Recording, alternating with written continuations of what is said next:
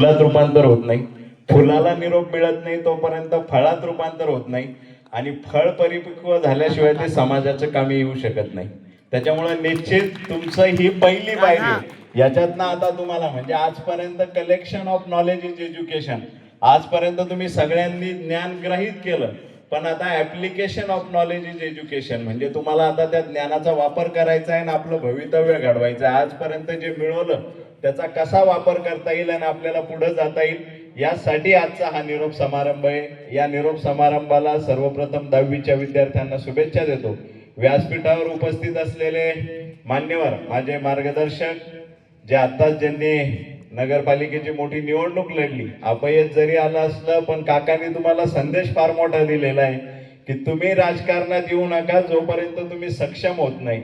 आधी सक्षम व्हा आणि त्याच्यानंतर राजकारणात या, हेही सांगण्याचं धैर्य काका तुम्ही दाखवलं, त्याबद्दल काकांसाठी जोरदार टाळ्या वाजवा. कारण की ज्या क्षेत्रात आपण त्या क्षेत्रात येऊ नका हे सांगत नाही कोणी आजकाल. त्याच्यामुळे निश्चित काका तुम्ही ते विद्यार्थ्यांना सांगितलं. या कार्यक्रमाला दुसरे मान्यवर श्री प्लायवूडचे संजय भारुका. मुळात सेठचं आणि माझं फार जुनं नातं आणि मैत्री आहे. मुळात वडील गेल्यानंतर आयुष्याचे बरेच पैलू मला सांगण्यामध्ये सेठचा मोलाचा वाटा आहे आणि मलाही त्यांचं मार्गदर्शन मिळालं, आणि म्हणून कदाचित सागर जाधव एका याच्यावर राहिला आणि त्यात संजू सेठ भारुका यांचा मोठा रोल राहिलेला आहे. त्याच्यामुळे निश्चित संजू सेठ कडूनही आयुष्यात फार काही शिकायला मिळालं. आणि मुलांना त्यांनी तुम्हाला सांगितलं की आत्ताच की बाबा तुम्ही याच्याकडे जाऊ नका. सर मी तेच सांगणार होतो सेठ की आमच्या ग्रामीण भागाच्या विद्यार्थ्यामध्ये एकच न्यूनगंड आहे की त्याला असं वाटतं की मी ग्रामीण मध्ये म्हणजे मला फार काहीतरी वेगळं होतंय. पण आम्ही कायम सांगत असतो की ग्रामीण मधल्या मुलाला सगळं काही येतं पण त्याला मांडता येत नाही, आणि शहरातल्या मुलाला काहीच येत नाही पण त्याला मांडता येतं. एवढे दोनच फरक आहे. त्याचं एक उदाहरण म्हणून तुम्हाला सांगतो की कराट्याची फार मोठी स्पर्धा भरली आणि एक ब्लॅक बेल्ट वाला मुलगा आला पुण्यावरनं, आणि ग्रामीण भागातली स्पर्धा होती. त्याच्या समोर एक ग्रामीण भागातला मुलगा उभा राहिला आणि त्या कराट्याच्या मुलांनी अशी काही नियमामध्ये अशी किक मारली त्या समोरच्या ग्रामीण भागाच्या विद्यार्थ्याला की तो पडला. सगळं गाव हसायला लागलं. अरे पण तो ग्रामीण भागातला विद्यार्थी आहे, त्याला राग आल्याशिवाय राहणार नाही. तो उठला आणि त्यांनी कराटेचे सगळे नियम बाजूला ठेवले आणि त्याला इतकं मारलं की त्याचे कराटे कुठंच काम आले नाही. मग याच्यात का ताकद नव्हती का? तर होती, पण त्याला कराटेचे नियम माहित नव्हते. ते जर का व्यवस्थित माहीत झाले तर निश्चित तुम्ही सुद्धा जगावर राज्य केल्याशिवाय राहणार नाही, ही वही तुम्हाला देतो. तसेच दुसरे मार्गदर्शक आदरणीय उमेश सेठ हे इथं उपस्थित आहे.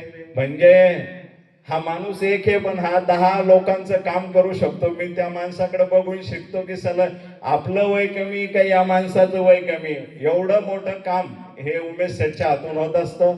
4 फोन असतात माझ्याकडून, एक फोन सांभाळला जात नाही आणि 4ही फोन कंटिन्यू चालू असतात. त्याच्यामुळं निश्चित सेठ तुमच्याही कार्यक्षमतेला खूप खूप अभिवादन करतो. त्याचप्रमाणे माझे दुसरे मार्गदर्शक की जे उद्योगाबरोबरच समाजकारणात सुद्धा आपलं नाव करताय असे आदरणीय मिर्झा बेग साहेब. त्याचप्रमाणे माझे मार्गदर्शक ज्यांची कायम साथ मला असते असे नंदूभाऊ शेजवळ. त्याचप्रमाणे शिक्षण क्षेत्रातलं आता कन्नड तालुक्यातलं एक मोठं नाव की त्यांच्याकडे बघून मी कायम एक प्रेरणा घेत असतो की माणूस किती संकट आले तरी त्याच्यावर नुसतं रडत नाही बसायचं, तर जगायचं कसं. तर मी हे खरंच अविनाश काळे सरांकडून शिकलेलो आहे की म्हणजे हजारो संकट आहे, मी स्वतः त्यांच्या सोबत आहे, पण कधीच त्यांच्या चेहऱ्यावर मला ते कधी जाणवलं नाही आणि त्यांनी पण कधी तक्रार केली नाही की हे असं आहे. त्याच्यामुळे निश्चित अविनाश सर तुमचंही आयुष्य प्रेरणादायी आहे. त्याचप्रमाणे माझे दुसरे मार्गदर्शक आणि ज्यांचं कन्नडमध्ये औद्योगिक क्षेत्रात फार मोठं नाव आहे, तुम्ही बघितलं असेल मलिक ट्रेडर्स नावाचं दुकान आहे की जिथून सगळ्या तालुक्यातले सगळे दुकानं माल भरतात. म्हणजे ते कॅल्क्युलेटर तर असं चालतं की मी बऱ्याच वेळेस विचार करतो की अशी एखादी स्पर्धा भरली तर आपण सेटला त्याच्यात उतरवलं पाहिजे की असं कसं कॅल्क्युलेटर. म्हणजे पाहता तिसरीकडं, बोलता तिसरीकडं, हिशोब तिसरीकडं. म्हणजे एवढं त्यांचे सिक्स सेन्स जोरात आहे. निश्चित सेठ तुमचंही आयुष्य प्रेरणादायी आहे आणि तुमच्याकडूनही फार काही शिकायला मिळतं. त्याचप्रमाणे शर्मा सर की जे आपल्या शाळेशी कायम कनेक्टेड आहे, त्यांच्या त्या संभाषणातली एक चुकी मी दुरुस्त करतो की 90च्या वर सगळ्यांना 11,000 ते शक्य नाही. पहिला, दुसरा आणि तिसरा हे 11,000 डिवाइड करून पहिल्याला 5, दुसऱ्याला 3 आणि तिसऱ्याला 2 असं बक्षीस ते राहील. त्याच्यामुळे निश्चित तुम्ही सगळे 10वीचे विद्यार्थी जो कोणी हे बक्षीस घेईल त्याच्यासाठी शर्मा सर हे बक्षीस देतील आणि त्यात मी माझं बक्षीस परत ऍड करेन. त्याच्यामुळे तुम्ही सगळ्यांनी, आणि ते तुम्हाला क्लासला वगैरे कामं येतील, त्याच्यामुळे तुम्ही सगळ्यांनी ते बक्षीस कसं मिळवावं असे शर्मा सर निश्चित त्यांचं दातृत्व मोठं आहे. याआधी त्यांनी बरेच विद्यार्थ्यांना प्रोत्साहन दिलं आणि ग्रामीण भागात काम करत असतानाही नीट जेई मध्ये आपला विद्यार्थी चमकू शकतो. जसं मधसागर सरांबद्दल सेठनी सांगितलं की पॉलिटेक्निक इथं केलं तरी तुम्ही कुठं कमी नाही. मुळात आपण स्वतःमधला न्यूनगंड काढा. शर्मा सरांनी इथून मुलं MBBS ला लावण्याचा इतिहास घडवलेला आहे. त्याच्यामुळे निश्चित शर्मा सरांचे जेवढं कौतुक करावं तेवढं कमी. आणि जसं आज आपण या सगळ्या बोलण्यातून एकच जाणवलं, आज आपण बघितलंय सगळं मोठं एवढं व्यासपीठ आहे, यात कोणाला 10वीला किती मार्क होते कोणीच विचारायचं नाही, कारण की ते सांगण्यासारखे नाहीये. पण आज ते सगळे स्टेजवर आहे. आता काका म्हणता मी 3दा नापास आहे, पण मी हे तुम्हाला सांगत नाही. पण निश्चित तुम्हाला सांगतो की हे सगळे लोक का स्टेजवर आहे की त्याच्यानंतर तुम्ही आयुष्यात काय केलं हे गरजेचं आहे.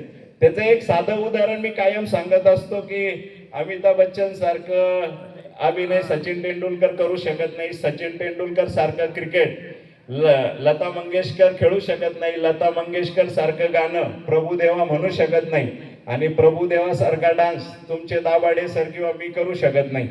कदाचित ते करतील पण मला तर तो कधीच जमणार नाही. मग आता मी जेवढे नावं सांगितलं, अमिताभ बच्चन फक्त अभिनय, काय शिकले कोणाला माहित नाही. सचिन तेंडुलकर फक्त क्रिकेट, काय शिकले कोणाला माहित नाही. लता मंगेशकर फक्त गाणं, काय शिकले कोणाला माहित नाही. प्रभुदेवा फक्त डान्स, काय शिकले कोणाला माहित नाही. त्याच्यामुळे देवाने प्रत्येकात असा काहीतरी गुण दिलेला आहे, तो तुम्ही ओळखला पाहिजे आणि त्याच्यावर तुम्ही काम केलं पाहिजे. निश्चित तुम्ही यशस्वी झाल्याशिवाय राहणार नाही.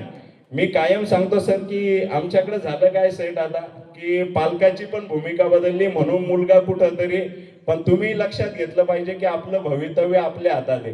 कारण आजकाल होतं काय की आम्ही 10वीला बऱ्याच वेळेस सांगतो, आता ते नवीन केस स्टाईल मारायचा प्रकार आला, वेगवेगळे दोरे हातात बांधण्याचं, गळ्यात घालण्याचं, एक कानातली बाळी एक नवीन प्रकार आला आता, तो सर्रास आहे. आणि काय तर म्हणे देवाची, त्याला काढायचं सांगितलं की ती देवाची म्हणून ती काढल्या जात नाही. तर तुम्हाला आयुष्यात कायम सांगतो की स्टाईल कोणती मारायची की जेव्हा मी आता हैदराबादला माझ्या लहान बंधूकडे गेलो आणि त्या ठिकाणी हैदराबादचा उपायुक्त किरण खरे यांना भेटण्यासाठी, तेव्हा मी आणि तो जेव्हा गेलो तेव्हा त्याच्या पुढं 2 ब्लॅक स्कॉर्पिओ, मागं 2 ब्लॅक स्कॉर्पिओ आणि कमांडो त्याचं गाडीचं दार उघडायसाठी पळताय, याला स्टाईल म्हणायचं. ही तुमची स्टाईल कोणीही बघायला तयार नाही. आता आपण मागच्या वेळेस बघितलं पद्माकर गायकवाड सरांना आपण तिकडे बोलवलं. ज्या पद्माकर गायकवाड सरांना KKDV मध्ये इंटरव्ह्यू दिला आणि प्रवेश नाकारला, तो आज उपविभागीय अधिकारी झाला आणि निश्चित तो कार्यक्रमास येण्यात पात्र झाला. तुम्ही आयुष्यात ठरवलं पाहिजे की आपल्याला करायचं काय. ज्या ठिकाणी आपण हे केलं त्याच ठिकाणी परत आपल्याला आपल्या आई वडिलाला सत्कारासाठी बोलवलं जावं, यासारखं दुसरं हे नाही. तसं तुम्ही